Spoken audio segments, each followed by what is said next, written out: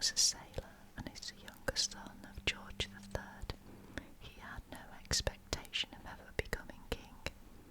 He joined the Navy aged 13 and spent most of his youth sailing around the Caribbean. He might well have stayed there, but fate had other ideas. First, George III became increasingly unwell, and power passed to William's brother George, Prince Regent, later George IV. In 1817, the Prince Regent's only child, Charlotte, Princess of Wales, died in childbirth, throwing the succession wide open. In 1827, 7 years into the reign of the rapidly sickening George IV, William's second eldest brother, Frederick, also died. Thus, when George IV died in 1830, the old sailor was crowned William IV. His years at sea and away from the court had given 62-year-old William a more easygoing personality than his older brother. His coronation ceremony cost only £30,000 compared to the £240,000 spent by George IV. William IV also attempted to give away Buckingham Palace twice, offering it to the army, and then as a replacement for the Houses of Parliament, and he handed over much of George's private art collection to the nation. Unfortunately, some of the Sailor King's popularity was damaged by the Reform Bill of 1831, or rather by his opposition to it. The Reform Bill was intended to improve the voting system and give more rights to more people. Unsurprisingly, several snooty politicians didn't want more people having a say, and these politicians came from the party supported by the king. However, the king came under huge pressure from the public to agree to the bill, and he finally did the right thing and let it through. Not before plenty of people had noticed his reluctance, however. William was already quite old when he became king, and so it's hardly surprising that it wasn't a long reign. But he vowed to live until his niece and heir, Victoria, turned 18. He hung on to life and didn't die until 2 months after Victoria's 18th birthday, leaving a smooth succession.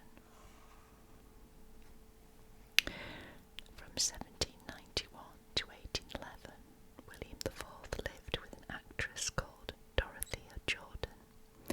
They were a happy couple and had 10 children together, the Fitzclarences. The prince couldn't marry Dorothea because of his father's Royal Marriages Act, but he also felt no need to go chasing after a royal wife because he was so far away from inheriting the crown. Eventually, William left Dorothea, marrying Adelaide of Saxe-Meiningen some years later. Poor Dorothea ended up dying in poverty in France in 1816. At half his age, Adelaide of Saxe-Meiningen might have been forgiven for being unenthusiastic about her new husband, William IV. Instead, however, she embraced her new life as his wife, sorting out William's debts, reforming his bad habits, and even welcoming his illegitimate children into their home. Sadly, Adelaide was not to have any children of her own, but she would continue to be a fond and loyal wife to William until his death, and an affectionate aunt to Victoria afterwards.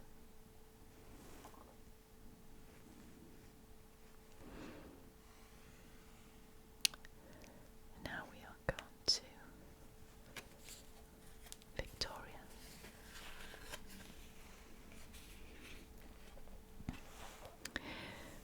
Queen Victoria lived between the 24th of May 1819 and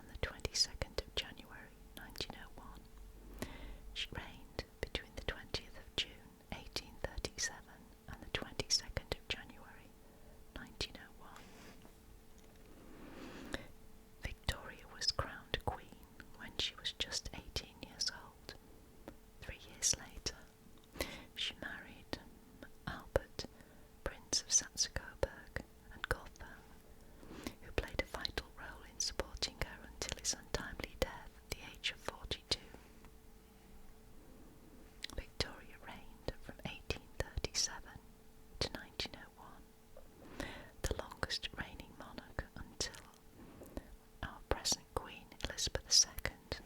Now, of course, we now have King Charles, and Queen Elizabeth II is our former queen.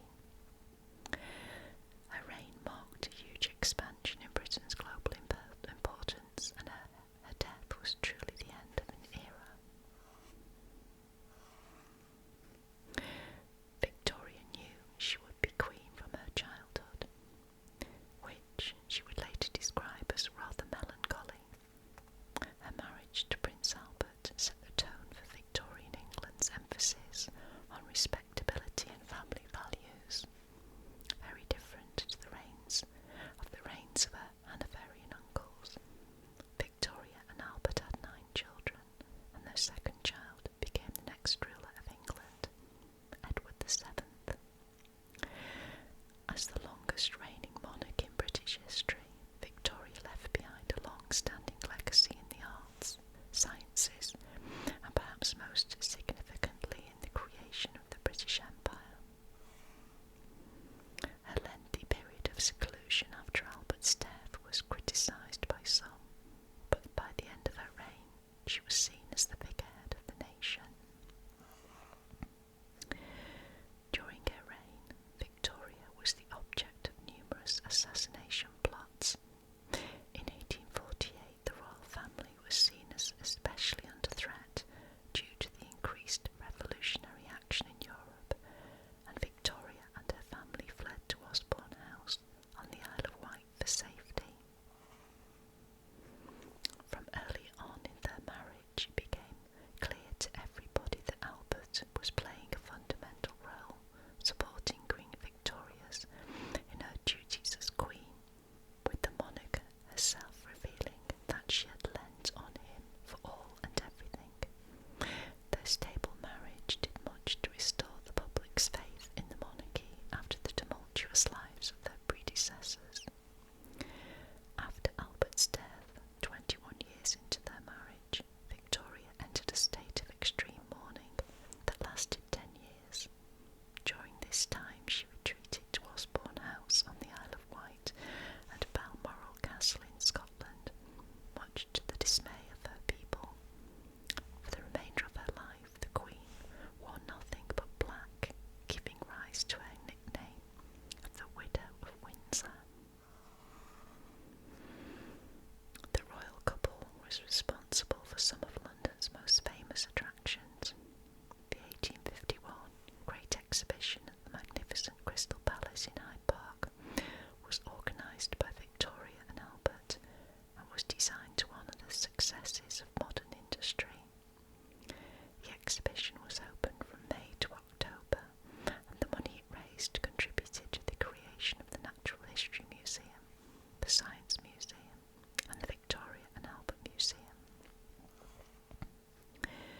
Victoria's purchase of Balmoral Castle sought to cement the monarchy's ties with Scotland, as well as creating a private home for the royal family. Meanwhile,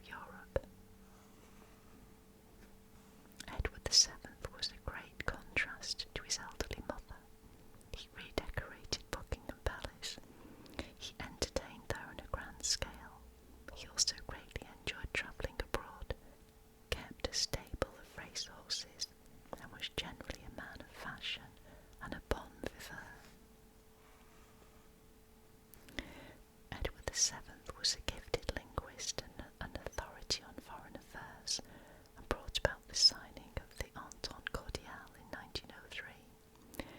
This was an agreement between Britain and France that the two countries would not interfere with each other's interests in Egypt and Morocco, respectively. In 1908, the king secured a coalition between Britain and Russia during a trip to visit his nephew-in-law, Tsar Nicholas II. These newly formed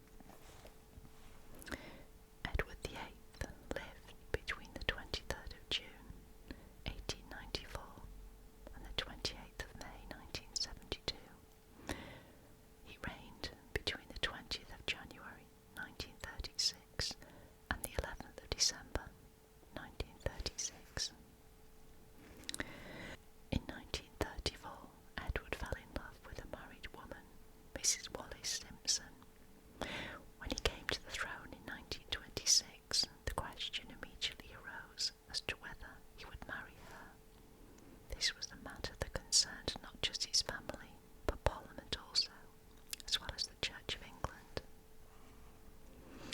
Edward had to choose between the Crown and Mrs. Simpson. On the 10th of December 1936, he chose the latter, abdicated, and the crown passed to his brother, Albert. As Prince of Wales, Edward VIII had been a popular prince, demonstrating a genuine care for the underprivileged on his many regional visits to places hit by the economic depression of the 1930s. However, his affair with Wallis Simpson, which began in 1930, was a cause of concern for the cabinet, opposition parties and the royal family. Wallis Simpson was a twice divorced woman who in 1936 would not have been acceptable as queen. Eventually, Edward realised he had to choose between the crown and Mrs. Simpson. On the 10th of December 1936, he executed an instrument of abdication, which was given legal effect the following day. This excluded Edward VIII and any children he might have from succession to the throne. In 1937, Edward was created Duke of Windsor and married Wallis Simpson in a ceremony in France. He and Wallis lived together in Paris, except during World War II, when they were forced to flee to Lisbon when France fell to Germany. Edward VIII died in 1972 in Paris. His body was returned to Britain and he was buried in Windsor. The future Edward VIII was first introduced to Wallis in 1930.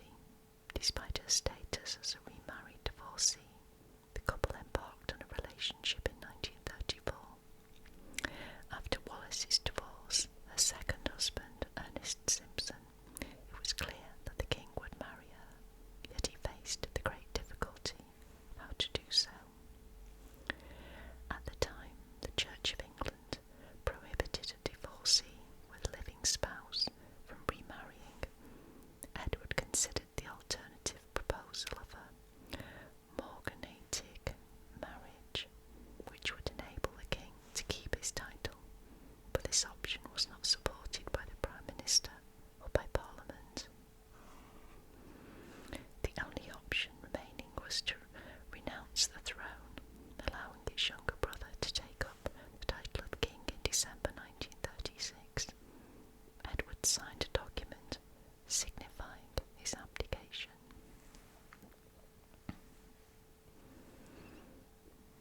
Now we go on to George VI.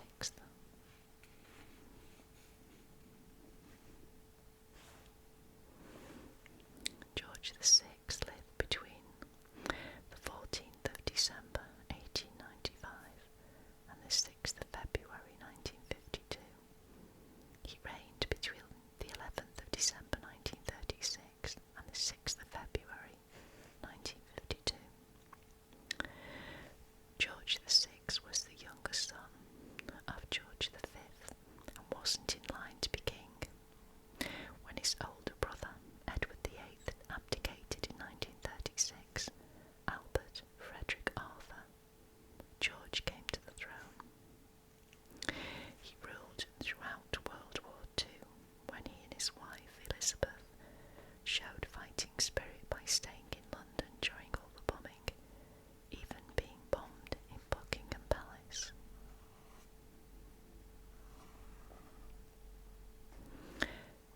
Not expecting to inherit the throne, George VI, christened as Albert and known as Bertie in his days as a prince, entered the Royal Navy in 1913 and fought in World War I.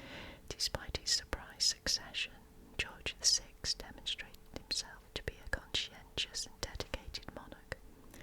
Reserved by nature and with a deep religious belief, he was supported devotedly by his wife, Lady Elizabeth Bowes-Lyon, who he had married in 1923. George VI and Queen Elizabeth had two daughters, Elizabeth and Margaret.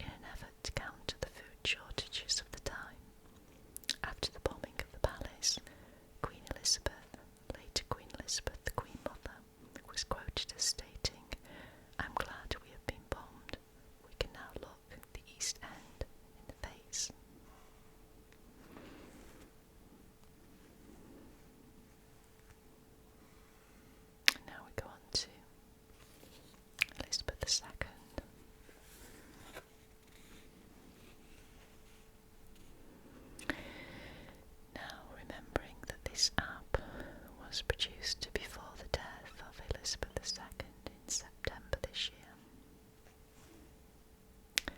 So she lived between the 21st of April 1926 until the 8th of September 2022, and she reigned between the 6th of February 1952 and the 8th of September 2022.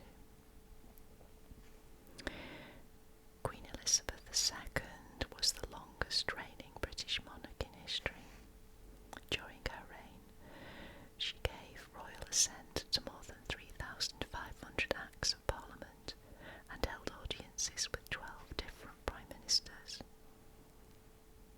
I think that's probably 13 now. The Queen is patron of over 600 charities and organisations, has conferred over 404,500 honours and awards, and held over 610 investitures. She was a mother, a grandmother, and a great-grandmother.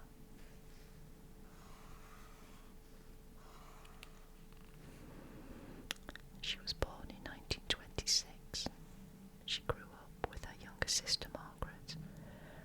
She became heir to the throne after the abdication crisis of 1936, and from an early age showed the same dedication to the realm that characterised her mother and father.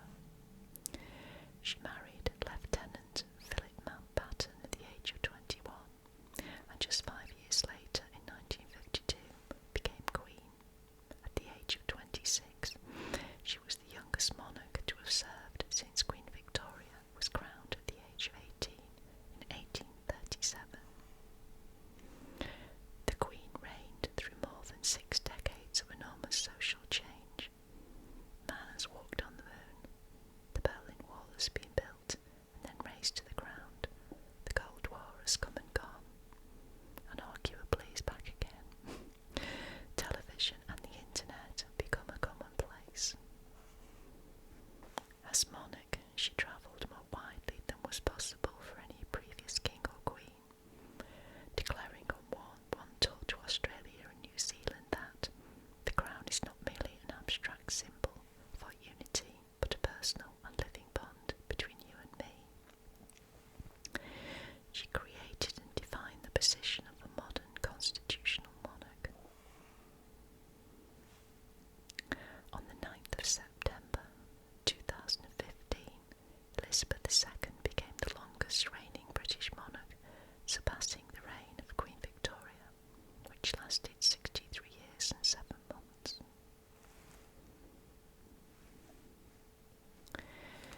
Now, of course, on this app we don't have the latest monarch, who is now King Charles III.